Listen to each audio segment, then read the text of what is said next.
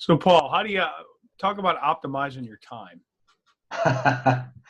So my presentation really talked about how to do that at a very granular level, I think.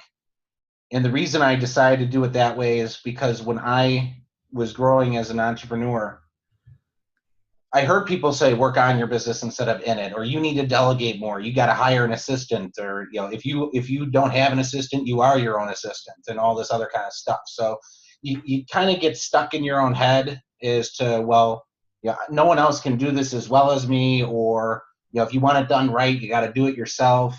You hear all these other phrases like that, or like, how can I trust somebody with this thing that's so important and vital to my business?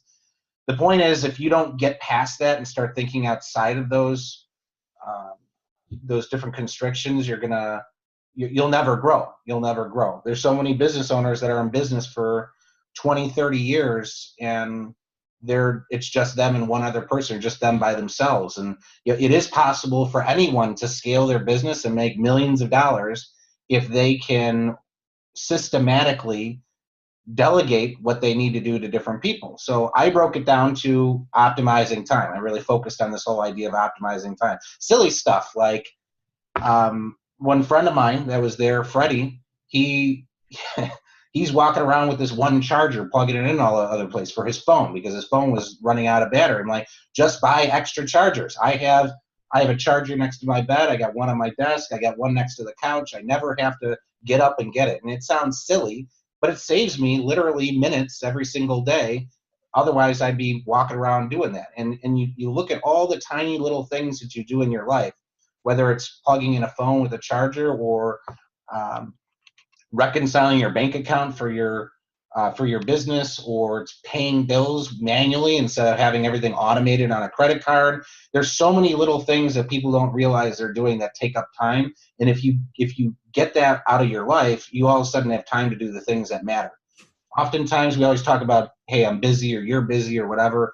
I say that being busy is a choice. If you focus on optimizing your time from the onset, you will become less busy, and all of a sudden you'll have a bunch of time on your hands. I got to the point 6 months ago, or it was maybe 9 months ago, where I finally gave up most of what it takes to run my business to somebody that's the president of the company that I own. And I was sitting there with nothing to do. I had no emails coming in anymore. I had no idea what my next step was. So I decided, I guess I'll start reading and learning about what bigger businesses do. And then I started finding things that I should be doing. But so many people are just busy knocking it out, doing as much as they can, 80 hours a week. I used to be that guy up until about a year ago. And then I was like, yeah, I really need to step it up and offload as much as I can and find people that I can trust to get it done. And oftentimes I was talking to Jacob, who was at the meeting, the presentation. I was talking to him yesterday. He's all caught up in like, how do I get an assistant? I know the things I want to give them, but how do I know they're going to make the call right? And like, just hire someone, sit next to them, and do it with them, and show them how you do it.